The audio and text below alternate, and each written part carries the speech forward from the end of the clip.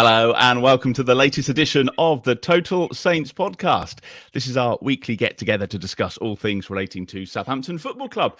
As always, we're live streaming our podcast on Facebook, YouTube, Twitter and Twitch. So if you're watching along tonight, you can leave your comments and questions as we go. A massive thank you to our TSP patrons, because we couldn't do any of this without you. You can visit patreon.com/Total Saints podcast to find out more about getting involved. And thank you also to our sponsor for this week, NordVPN. NordVPN is great if you're looking to add extra layers of security to what you're doing online. You can protect yourself and your information whilst using public Wi-Fi on any device, and you can also use it to access streaming sites around the world. It's great if you've ever looked for a film on a certain platform and it's not there. Chances are it's going to be somewhere around the world, and NordVPN can give you access to all that and more. You can grab your exclusive deal by going to nordvpn.com/Total Saints to get a huge discount off your NordVPN plan, plus 4 months for free. It's completely risk-free with Nord's 30-day money-back guarantee, and you can find the link in the show notes for the podcast and in our YouTube description. Now, coming up on this week's pod, what should we talk about? Reports tonight that Saints have decided to sack manager Ralph Hasenhüttl after a dismal 4-1 home defeat to Newcastle. We'll get straight into that with our panel. And there are 2 games before the World Cup break. James Mappin from the Wednesday Till I Die podcast is going to join us to preview the League Cup game against Sheffield Wednesday. And we'll look ahead to Liverpool away at the weekend. My name's Martin Starke, and I'm joined this week by Steve Grant, the owner of SaintsWeb, Glen, the writer of the blog League One -10, and Alfie House, Southampton reporter for the Southern Daily Echo, all underpinned by our TSP patrons. This is episode 213 of the Total Saints podcast. So let's start with the big story, shall we? The Athletic are reporting tonight that Saints have decided to sack Ralph Hasenhüttl as manager. It could be imminent, or they might wait until the winter break, as apparently they had planned to do. Alfie, it feels very much like even the sacking seems to be a bit of a mess. Are you able to clear this up for us? What are you hearing tonight? What's the latest? Where are we at? Yeah, certainly the indication I'm hearing is that he is going to be gone. But again, whether that comes in the next week or after, we don't know. There's absolutely no clarity on that at the moment. I think the Athletic report is the strongest one out there at the moment, certainly. But I think it's all the lack of clarity for me is a metaphor for how it's just gone in the last 6 months, in my opinion. When Ralph Hasenhüttl and Southampton were at their best, there was a very clear identity. They knew exactly how they wanted to play, and they were able to instruct that and put that on the pitch. Now, the last 6 months have been going from result to result, trying to keep him in a job. That's what it feels like. He's been trying to get 3 points, because if I don't, I'm going to be sacked, or we're going to be further down the table, and that isn't conducive to managing a football club the right way. I think it's a massive shame, because I think that if we want to get into all the reasons straight away, I think that he has been hamstrung. I think the finishing again was diabolical today, and it has been for 6 or 7 weeks, and he's been let down. I mean, how many points have they missed because they can't hit the goal from 6 yards out? But then I also think he has to portion the blame. You look at, why is Joe Aribo sat on the bench today? Theo Walcott, probably deserves his chance at some point, but are you going to put him up front against the best defence in the division? What are you expecting from him? Joe Aribo's there, put one on the plate for Chadham's last week. Chadham's missed, but he still created. He sat on the bench. So I think that there are a lot of things that have led to this. But yeah, it's a bit of a mess. There's no clarity at the moment, and I think that there are going to have to be a lot of parties that take the blame. Glen, after today's shambolic performance, was there any other option, really? It looked like the players were just lost and confused at times. To be honest, before we had the Bournemouth game, which kind of kept the wolf from the door, didn't it, for a bit? But it's always the home games that kind of kill a manager eventually. This reminds me very much of the last days of Claude Puel, where we were playing home games and there was zero expectation of an entertaining performance, or zero expectations of a goal even. And it seemed a bit like that today. I don't think, if you analyse this game today in isolation, I don't think it's the worst game we've had. We have created chances, we've missed them again, and Newcastle have scored 4 goals out of 4, basically. So I think it is a harsh result. But you can't cling to this game in isolation, because this is, I've lost track of what the record is now. It's something like 4 wins in 26. Yeah. 26. That's So, that means you're only being successful about 15% of the time. Now, if anyone in any job is only successful 15% of the time, they're going to go regardless of the mitigating factors. And it's amazing, given that he's lasted as long. I think it's it's quite a good thing that the club have given it every chance. But we've changed everything now. We've changed the players, changed the coaching staff. There's only one thing left to change, and it is time for that change to happen. I think it worries me slightly, of course, as it always does. What button they're going to press, what manager they're going to look to get in. There's talk of Ruben Sellers taking it on, and to me that would be the Steve Wigley approach. That's the totally untried, totally unproven. He's a decent coach, but that worries me slightly. But that's a name we've not heard for a while. Yeah, as far as a shiver then. Well, it was the last time we got relegated, wasn't it, out of this league? But I think it's just gone stale, and his time is up, and there's always a last straw that breaks the camel's back, and I think today is probably it. Steve, what have you made of the sorry state? Would you have done it after the final whistle, or would you wait a week? Would you give him the cup game? It just seems untenable now, doesn't it? Yeah, I mean, I think ultimately, if they've decided that that's what they're going to do, then they've just got to do it. I mean, this idea that they might wait until after the Wednesday game or might wait until after Liverpool, that's nonsense. What's the point? You're not helping anybody there, because all you're doing is giving this group of players who, let's be honest, I mean, as we've said, they deserve a portion of the blame themselves for the situation they find themselves in. All you're doing is giving these players 2 extra games to throw in another rubbish performance, because they can hide behind the excuse of, well, the manager's a dead man walking. So no, I'm sorry. If that's the decision you've made, do it now and get it done. Because you've got to kind of take the opportunity to get yourself back onto some sort of footing as soon as possible. We've only got 2 games before the World Cup, but I mean, the game on Wednesday is against a team 2 divisions below us at home. I mean, that's a game that we should be looking to win very comfortably. At the moment, I mean, it looks like any game is going to be a struggle. Doesn't matter who the opposition are, but maybe the manager going, maybe it'll just jolt a few players. It only needs 2 or 3 who have been kind of coasting a little bit this season to suddenly jerk into action, and all of a sudden you've got a much better performing football team, and they can go and play against a League One side who, I mean, I'm not even convinced Sheffield Wednesday will put out a first 11 on Wednesday, because they've got bigger fish to fry. They want to get back into the Championship. So we should be playing against a kind of almost a second string League One side. So that's got to be a game that you target to win with a bunch of players who have finally got something to prove to whoever it is that the club is going to bring in instead. Glenn, does it show a lack of respect by briefing journalists about these things and the story that is breaking tonight? Because it's not come from the club per se, but it looks like it's true, and it's just a case of waiting to see. It's not a great way to go about it. No, but and yeah, it does show a lack of respect. But that's football, isn't it? I mean, that's been happening for a long, long time. We had Gordon Strachan sat in the stand while Stuart Gray was still the manager, I think. Is that right? Was that the right combination? We've had that sort of situation going on before, and it's always been that way. But I don't. I don't. When Gordon Strachan was sat in the stand, in disguise, sort of with a hat on his head, trying to hide the fact that he was watching us away at West Ham. So there's been various sort of disrespect down the years. It just seems to be the way it is these days. It goes out in the media first, as we we talked about Joe Shields the other week, weren't we?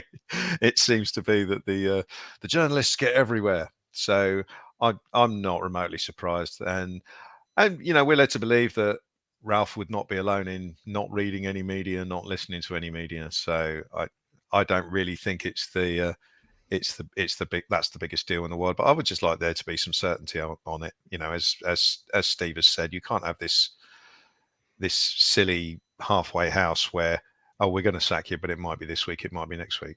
And what happens if we go to Anfield and win? Yeah.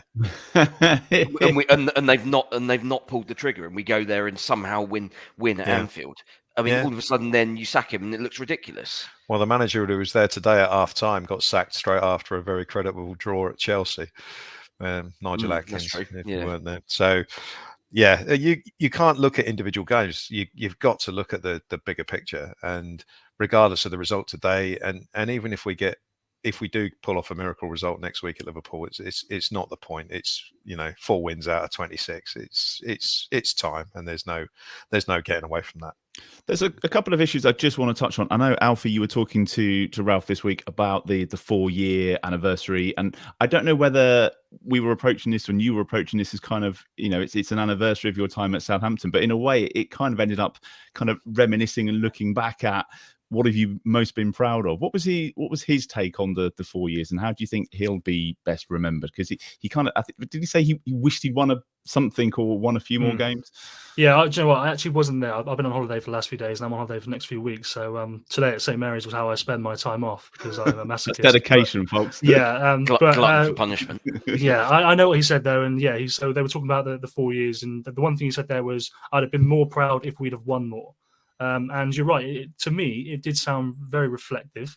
It did sound like a man who probably knows that his time is coming. I think Adam Blackmore has said all season that Sport Republic had always planned to assess his role, his position when the world break comes. So I don't think he'll be surprised as anyone. But no manager in this day and age is going to resign, because why would you throw away a 7-figure severance package immediately? So it's always going to have to come from the club. Yeah, and I know Glenn sort of touched on there about the respect perhaps not being the most important thing, but I do think he's done a decent job over 4 years. And, it is a shame to see this sort of thing drag out. We spoke about Bournemouth.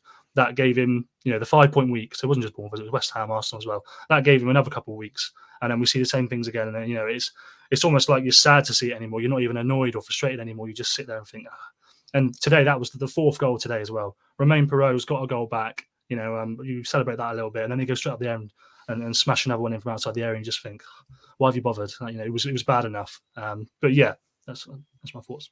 Yeah, and tomorrow, presumably, if we get the announcement tomorrow, the players will come out and say, well, we let him down, and we need to try harder, and we need to shoulder some of the responsibility, as they always do, Glenn. But in this case, has he been let down by the players? Is it the board that didn't support him with the lack of striker? Again, obvious today. There's plenty of people to blame. It feels maybe not all him, but no, it's not. It's not all him, and it never is. But ultimately, you're the guy in charge.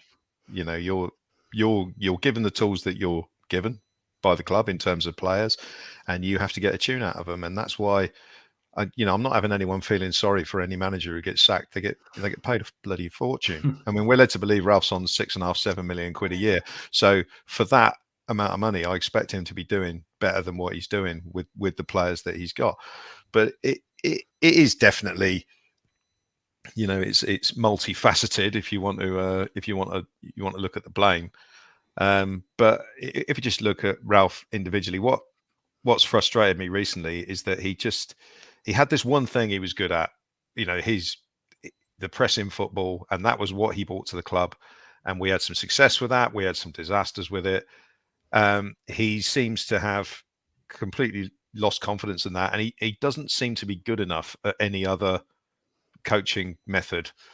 There's no style in this team whatsoever, and by throwing out the pressing football, which he basically has done, it's been like throwing the baby out with the bathwater.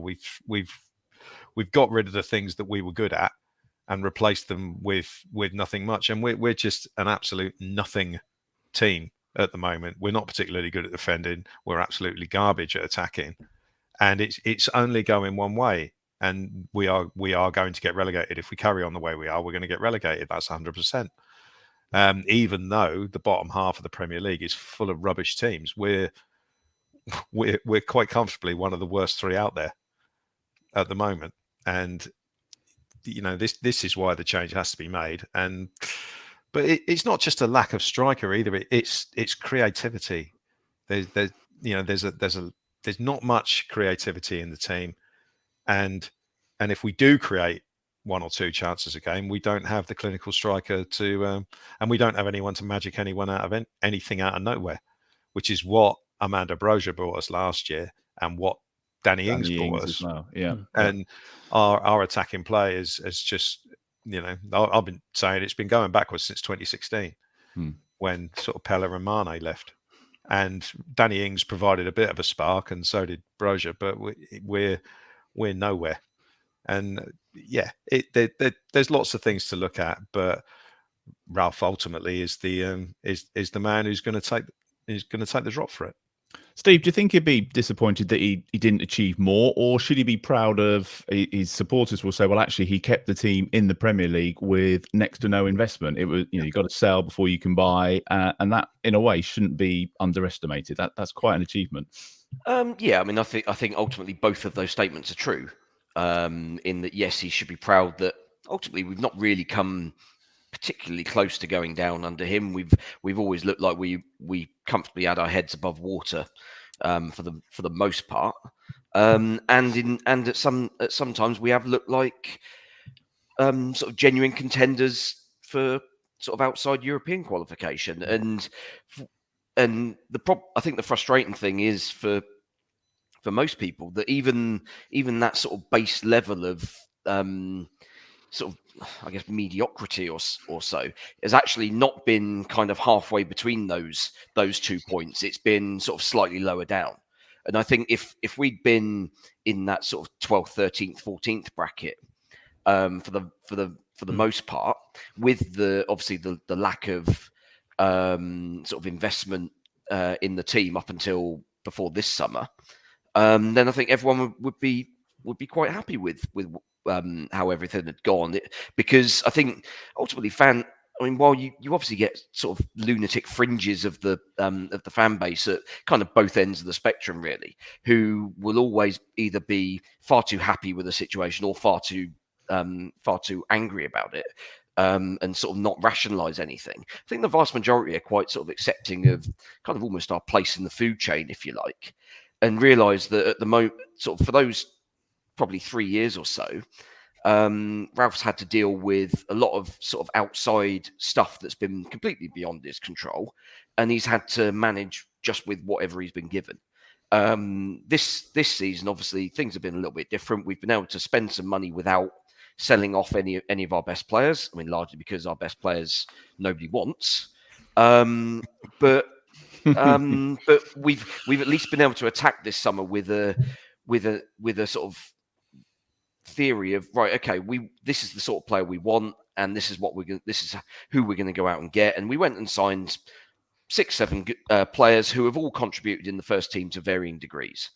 The one thing he's not been given is the centre forward, which is the guy who was probably going to cost us 30 million quid in one go.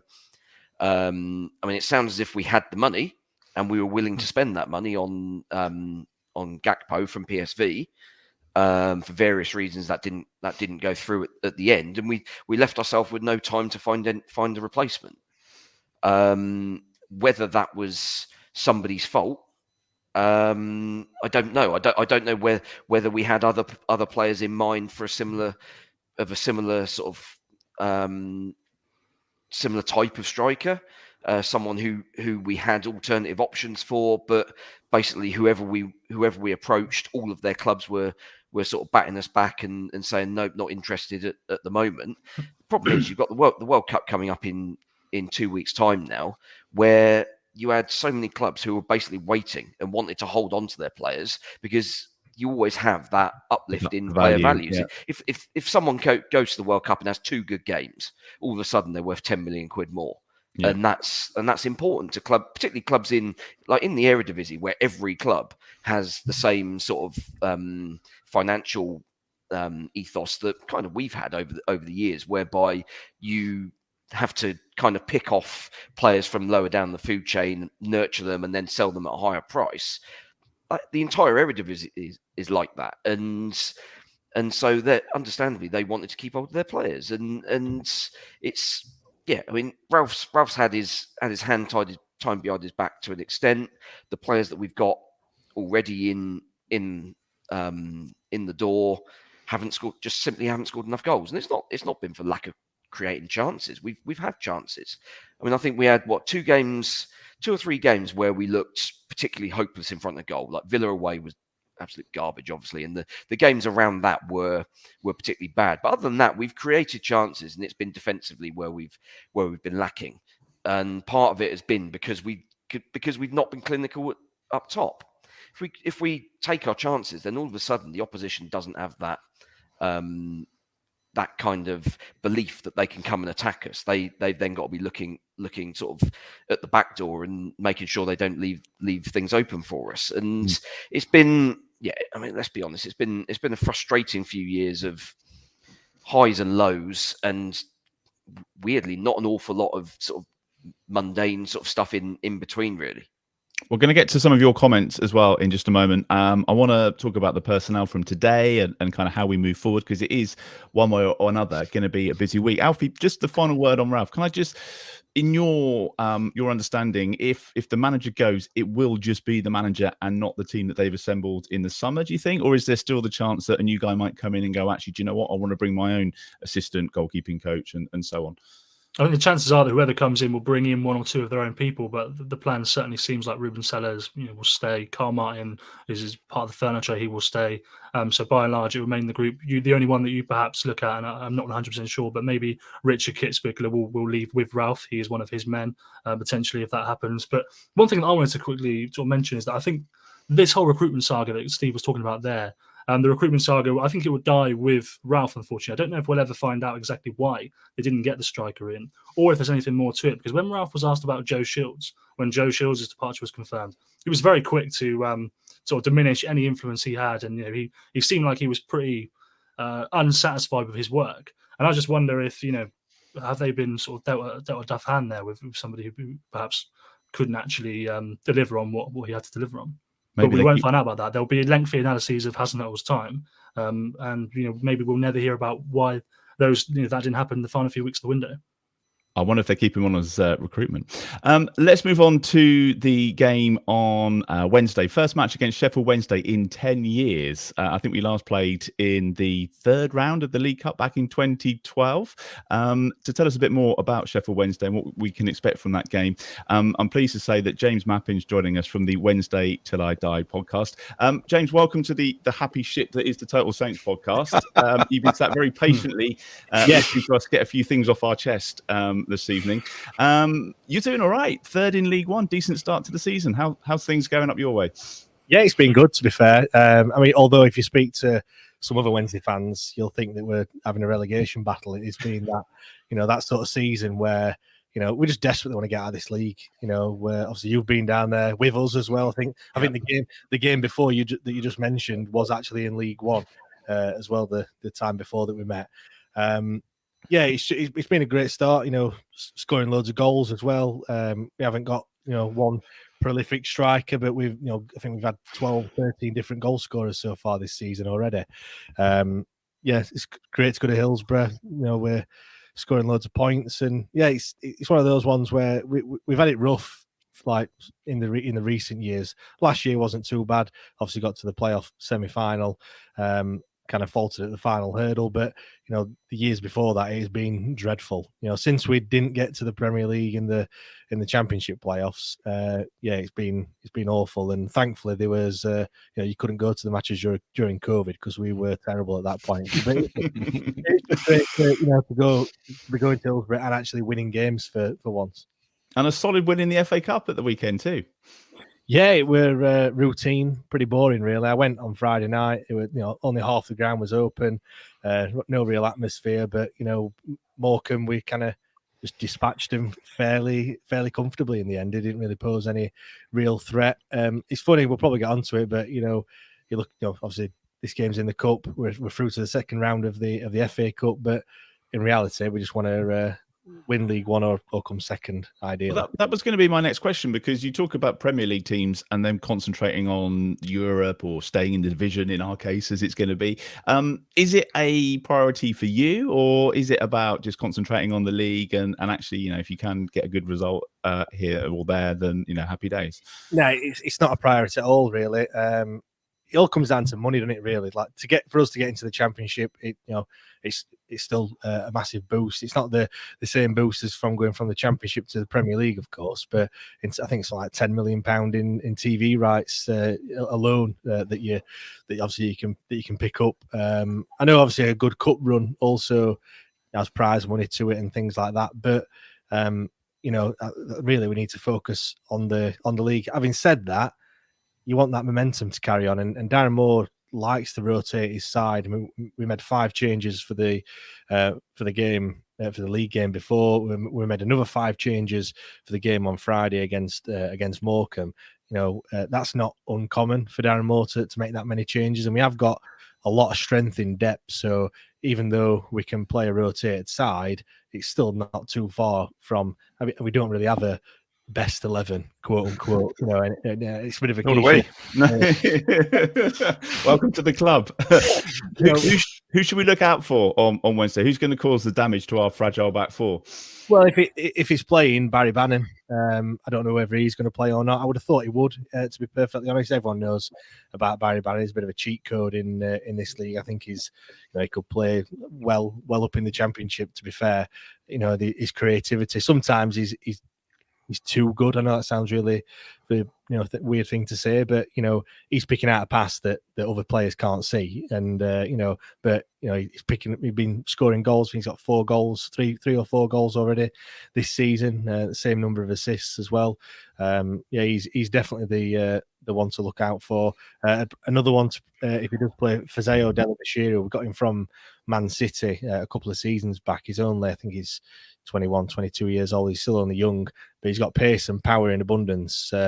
He doesn't always start for us in the league, but I would have thought it would be playing on Wednesday night. And if he's a real box to box midfielder, he's got no fear. He'll just run at you. And I don't know if you've seen the goals from the Rochdale game in the round before, but he absolute thunderbuster from about 25-30 yards. So he's got that in his arsenal as well. You're going to bring a few down? Is it going to be a good atmosphere? It should be, yeah. I'm not going, but there should be. I don't know what the official number of tickets is that we've sold, but I think we've asked for more tickets than what you've initially gave us. So yeah, we always travel well. The thing is, in League One, the allocations you get are a bit measly, a bit rubbish. 50 tickets and things like that. We could sell that 2-3 times over. I must admit, when the draw came out and it was Southampton away on a Wednesday night, there was a lot of groaning. It was like, oh, really? Like it's such a long trip. I mean, I'm sure you're used to having long trips every week or so, but no, it's going to be a good game. It just depends on what team is going to put out. I'm not sure what team we're going to put out. I'm not sure what team you're going to put out, but it'll be a good game nonetheless. A lot of unknowns, I think. I've just been shown we've got 250 tickets left for us. I don't know how many you've given us, but we've only got 250 tickets left. So should be a good night. Nice one. Thanks for joining us, James. Really appreciate that. It's good to get a little insight ahead of the game. So all the best for the rest of the season too. Guys, thank you. Thanks, James. Glenn, it's going to be interesting. How do we approach this one on Wednesday? Because I was thinking about it today. You think, some of the players need a bit of a rest, but actually, do we just go full strength on this? Because there's the break just around the corner, isn't there? There's only 2 games to go, and then they've got a bit of time off. Yeah, I mean, there are some obvious players that will come in. Like I'm sure Lianco will play, and there'll be Sekou Mara. I'm sure he'll play, but. We've only really sort of Moussa Djenepo probably. We've probably only got sort of like 18 players that we sort of rotate around the first team and the bench. So obviously there are some that are more used to being bench warmers. Alex McCarthy as well. So I imagine they'll be in, but it'll be a half and half. I'd have thought there'll be a a couple of academy lads in there. I'm sure Lewis Payne will probably start, given that we've got no other right back, have we? So that makes sense, I think. You could probably play, mate, if you got your boots. Yeah, we're yet another right back down. So yeah, it'll be mix and match from us. I'm sure we won't go as we were quite mix and match against Cambridge, weren't we? It wasn't like a weak side. From what I remember, we had all the strikers playing, didn't we? The sort of main forward players. So no, I mean, I think it's a competition that should be taken seriously. Let's face it, it's the only one we've got a remote chance of winning. So we may as well make sure that we go into it and take it seriously. I don't anticipate or want to see us playing a bunch of 18-year-olds. As in, I know we're a very young side anyway, but I don't want to see us playing, 6 or 7 debutants from the B team and whatnot. Yeah, squad numbers of 60 and 70 above and stuff. Yeah. I guess, Alfie, it comes down to who's in charge, who's picking the team, and what happens in the next 24 hours, because there's a fair chance that everything that we're discussing now kind of goes out the window if he's still here or if someone else comes in. It's just all a bit up in the air. But it seems like this would have been the game to start Theo Walcott maybe, and not today. Perhaps. Yeah, you'd have had Joe Reba up front and Theo Walcott, possibly. I mean, Joe Reba will probably start again on Wednesday, another one. But I think, it definitely does depend, because if it's Ralph, he knows that, I don't know what the mentality of Ralph would be if he's still there. Would he really care what the result is that much? And of course, he's a passionate man. He loves the club and whatnot. But I mean, he'd probably be more up for starting some younger players, because that's what he always likes to do. If it's someone like Sellers or someone else in charge, then you think that they want to just get the result. If it's their first game in management, they'll just want the result and they'll put a strong team out. I know that the under-18s had an important game at the weekend, and a couple of the B team players played for them and therefore haven't gone to Sunderland. They're currently on the coach to Sunderland at the moment, and they're playing tomorrow night. So I think Lewis Payne is probably among them and probably is playing tomorrow. And whether that means he does start on Wednesday or not, I don't know. But I know that Cammy Doyle probably won't be there. Don Ballard won't be there in Sunderland. So whether they come into the squad Wednesday as they're fresh, who knows? But yeah, I think I agree with Glenn. You've got to try. You've got to just win the game. Although nobody really wants that game before Christmas, do they? That 21st of December third round Carabao Cup match. Nobody really wants that. But I think it would be a good one for just getting minutes back into the legs. So you probably do need to have it. And I mean, I think that round of games would serve. I mean, depending on the draw, obviously, I think that would serve immense help for a new manager in terms of preparation for Boxing Day, because I mean nobody else is going to be having a competitive game other than obviously the teams that are still in the Carabao Cup. It's like the Charity Shield. Yeah, I mean almost. Yeah, I mean it's a competitive game. Literally the week before the season starts, so it's perfect for getting players back up to speed. When I mean there are obviously going to be some teams. I think there's 7 or 8 all Premier League ties. So obviously half of the teams that were drawn into those ties won't be through. You can imagine that a lot of the top teams will put out proper reserve sides because they literally won't have the players, because players will still be in Qatar. So it's a huge opportunity for on Wednesday to basically give us that preparation game, if nothing else, other than if you really want to say, well, we don't really care at all about the Carabao Cup, fine, but to win this game on Wednesday gives you that build-up game for when the Premier League restarts. Just another couple of bits from today. I'm just going through some of the comments as well, Glenn. Ed says, no excuses now. Presumably talking about the new manager coming in. James Ward-Prowse doesn't even get in that team for me now. Brings nothing to the midfield except backwards and sideways. Southgate was there today as well watching. He wasn't watching any of our players, was he? That's for sure. He'd have been terrified by that Trippier hamstring before half time, wouldn't he? Given the complete lack of fullbacks that England seems to have all of a sudden. He looked a bit nervous. Just to take Ed's point there, Glenn, is it kind of like a reset for everybody, draw a line under it and start again now? Oh, it always is when a manager changes. That's because players who are not favoured by the new manager, by the current manager, suddenly feel they've got a chance. A new manager may want to set up his team in a completely different way. He may want a lunatic like Lianco playing every game because he just thinks that adds a certain something to the team that is not there otherwise. So, yeah, it is definitely a reset for everybody. And then you're looking for players to sort of put their hand up, and there will obviously be some who play every week now who are just not going to be fancied by a new guy. I mean, it was quite interesting on the radio. The name Sean Dyche came up, which is funny for all sorts of reasons. But you're thinking he's not going to pick a 5'5" fullback, is he? So straight away, that's just one example. Hopefully, a silly example, but it's a manager who has a style, who has a certain way he wants to play, who is not going to go down the same route that Ralph went down. So yeah, it is a fresh start, and surely that's the whole point. You want to get away from what you've been doing for the last,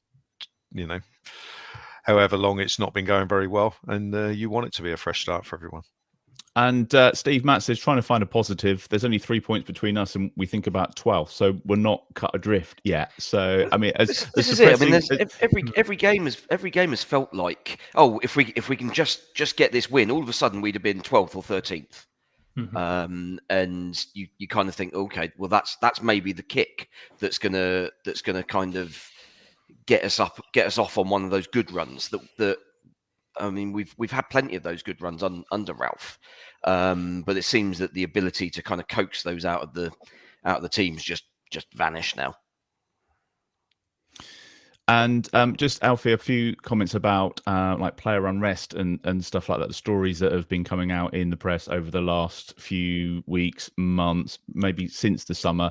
Would you just put that down to agents and people not being in teams? Do we read too much into that? Is that people? Yeah, that are not as I always say about these kind of reports and rumors, it's a squad of 20 to 25 adult men. They don't all get along, of course. You'd have to be stupid to think they do. Some of them are not playing, so why would they be happy?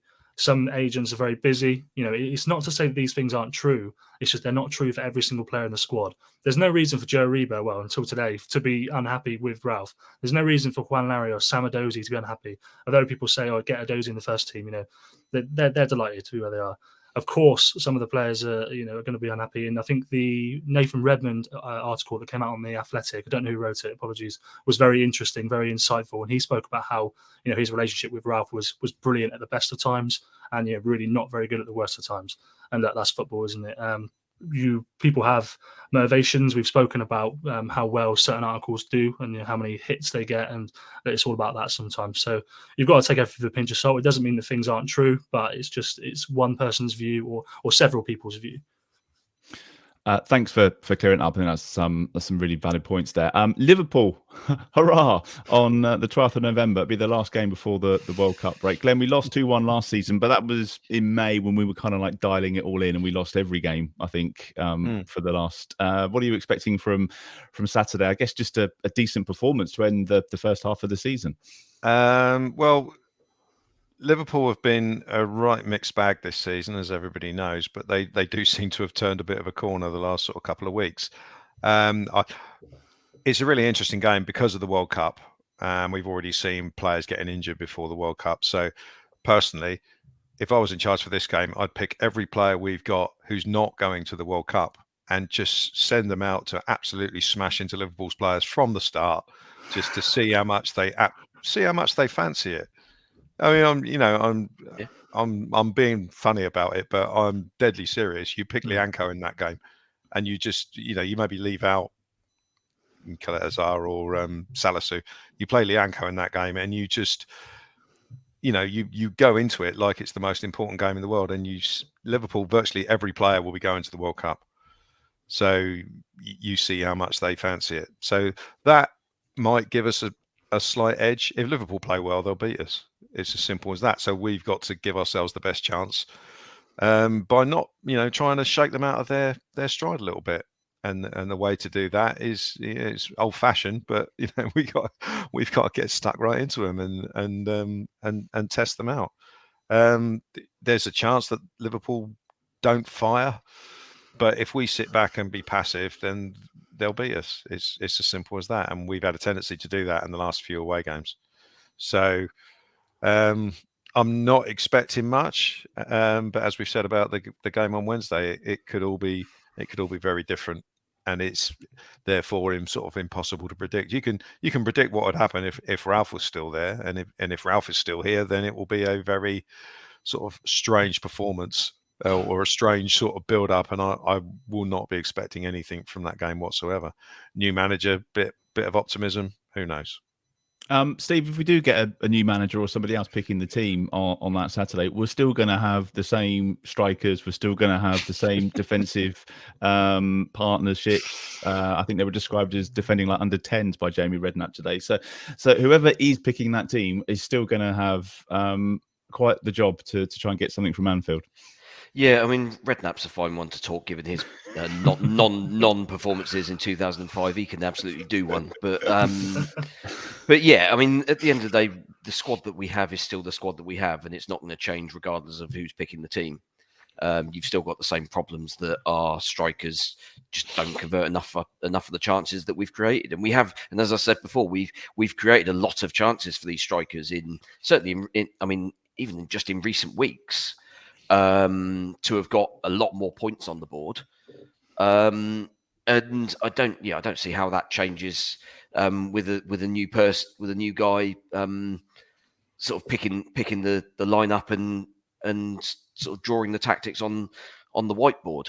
That still comes down to individual ability and individual accountability. Those two things that unfortunately our strikers have been sorely lacking this season, and I mean, as we say, that doesn't change with a change in the hot seat, unfortunately. Just to bring it back round to where we started from, Alfie, I'm trying to think of some positives from today and the game. It did feel like Newcastle didn't really have to try to beat us and get out of second gear, but possession-wise, in terms of shots on target, it looked a bit more even, perhaps, than the score suggested.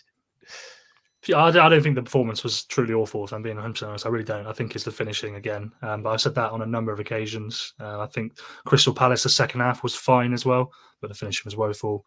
I can't remember what game happened before that. Arsenal was decent. Bournemouth was decent. West Ham was decent.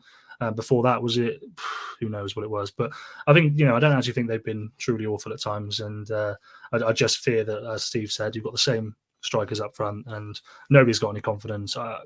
Liverpool are a good side. You can't really go into that game expecting to get a result, can you? Because if they turn up, you hope that they have an off day, and then maybe Chadams can put one of his chances away. You've got Bella-Kotchap coming back today. Was probably a little bit rough for him because he's been out for a while. Romeo Lavia, probably wasn't ideal for him to have to play 60 minutes, but they've got a full week under their belts now. And maybe things will be a little better. And I thought Maitland-Niles right back is, he needs more time to learn and stuff. So a week more, let's see. I'm not particularly hopeful, but then I won't be too despondent if they don't get a result. All right. I thought Roman Perot was really good today. I thought he was our best. I thought he was our best player by a long way. Not just a goal, but he's got intent. He really, be it defending or attacking, he's got the intent and the intensity that a lot of the players seem to lack. And I think he had most of our shots today as well. He certainly had he scored, and he second top scorer, is he in the league? He had another one on target in the first half, and he had a hilarious one in the last minute where he tried to score goal of the season with a right-footed volley. But no one else was trying, so you can't begrudge him that, I guess. No, absolutely not. But I thought he had an excellent performance today. And I thought Sam Edozie looked half decent when he came on as well. It probably won't surprise you if I say nobody got the score right today. I think I said 3-1. So when the fourth one went in, I was a bit like, oh, great, okay. Producer Alex currently leading Glen and Alfie by 1 point in our little predictions league that we do. If you're watching along live, by all means, stick your predictions for the Liverpool game into the comments section. Glen, I'm going to start with you for this one. Do you want to put something on the table for Liverpool? 3-0 to Liverpool. Yeah. Are you going the same, Alfie? I'm not going to now because he said it, but I'll go 2-0. 2-0. Steve, talk me through this one. What do you reckon? I think we'll lose. I'll go 3-1. I think Che Adams it'll be balance of probabilities. He's had so many shots where he's not scored that eventually one's going to have to go in. So yeah, we'll go with that. I think new manager maybe coming in. I'm just going to go with the 1-0 defeat, but we'll be happy with that. Before we finish, I just want to chat with the three of you about the statement that was issued by Saints this week about the away fans sitting with the home supporters at St Mary's. It's something that we've spoken about at quite length. How was it? I mean, you were there today, Glenn. How was when that third or fourth goal went in? Was there people in black and white shirts jumping up around you, or did it seem a bit better today? I'm probably the wrong person to ask because I sit in the family stand, so I don't think away fans will be buying tickets in there. So to be honest, I don't know. I mean, I obviously can see up the other end of the ground, and I didn't see sort of like loads of people jumping up and down. So can't really say. I think it's interesting now though that it is at least being recognised as a problem, because since the Block 1 closure, everyone has been speaking up about and highlighting sort of, Twitter posts and whatnot to the club, with his people gloating that there's going to be 50 whatever team fans in the home end and all that sort of stuff. It seems to be a problem. Seems to be a wider problem in football as well, because apparently there was a load of Arsenal in the Chelsea end today as well. I saw reports of that. So it does seem to be a problem with football clubs being happy to sell to whoever the hell they can get 40 quid a ticket from. So, but I can't really comment onto whether it was really noticeable today. Got a few comments from people watching along to say there were the loads by them, but Alfie, the club seem to be taking it quite seriously if they're releasing statements, and I think you guys ran the story earlier in the week about the numbers that have been ejected from the ground. Yeah, well, since August, we've sort of wanted to get some clarity on it because we keep hearing about it. So our editor, Ben Fishwicker, has met with Toby Steele on occasion. And that was one of the things that he really tried to have a chat with him, was about the fan disorder, because, as a local paper, we pushed their statements warning fans and stuff like that. And so we wanted to get something in return, and they've addressed that. Conveniently, the meeting minutes rather came out on the same day that we issued the statement, which of course makes total sense. Of course, they're taking it seriously. I completely agree with them. I think that you can't really stop people, away fans, buying the tickets. I don't think anyone has an issue with that, really. I don't think anyone has an issue with the away fans buying the tickets, because you can't say no new supporters can come to a home game. You don't sell out 32,000 every week anyway, so you can't do that. But what you can do is then take action when they're easily identifiable, when they've got Newcastle shirts on in their home end, or when they're causing a scrap to them. That's when you can take action. I've had a couple, I've seen a couple of people saying that it was still an issue today. It needs to be resolved, doesn't it? You have to be able to have confidence in your stewards that they're going to take action if you see them, and that you have to get rid of them. But look, you're absolutely right. They've acknowledged it, which was the first step. So hopefully they continue to work on that. It's not a problem that's going to go away anytime soon, though, is it, Steve? It's going to rumble on. No, of course it's not, but it's something that the club's got to be constantly monitoring, and they've taken their eye off the ball for so long now that they're basically playing catch up. They're scrambling around because I think ultimately they know that they've let their own fans down by allowing this situation to permeate for so long, and it's got home fans just so fed up with the situation that it seems like for game upon game, you find away fans acquiring tickets in the home end, whether they've got it legitimately through like general sale, or they've got a previous purchase history, or whatever, or they've acquired a ticket through like a season ticket holder who's a friend who's not going to the game. They've just said, "Here you go, you can use my ticket for this game." But the club's got to get themselves sorted. It's at the end of the day, they set the ground regulations, and their own ground regulations say that no away fans are allowed in the home sections. And if they're saying if that is in the ground regulations, then they've got to act on it. And the problem is that there seems to be a nationwide shortage of stewards and security staff for whatever reason. No idea why. But at the end of the day, stewards don't get paid enough to deal with this sort of nonsense. Sure. And nobody's being paid minimum wage to stand around and just make sure that nobody runs on the pitch, or like somebody who's new and doesn't know where they're going can find their seat okay, and all this sort of stuff. That's fine. They don't want to be getting involved in breaking up a scrap between someone who's had three pints of Stella and probably a line in the toilet, who's decided he now wants to kick off. So they've got to do something. I don't know what the ultimate answer is, but it's got to be something they do consistently. You can't just have a sort of 2 or 3 game blitz where they're really proactive about it and they get everything sorted. So then kind of the whole argument dies down a little bit, and then 3 weeks later it then all starts back up again. So when we have a game against big opposition, it's got to be something that they put in place and they act upon strongly, and they keep on doing it. And it's got to be a week by week basis. And they can't hide behind, we can't afford to get enough staff in. Nonsense. You're £150 million business.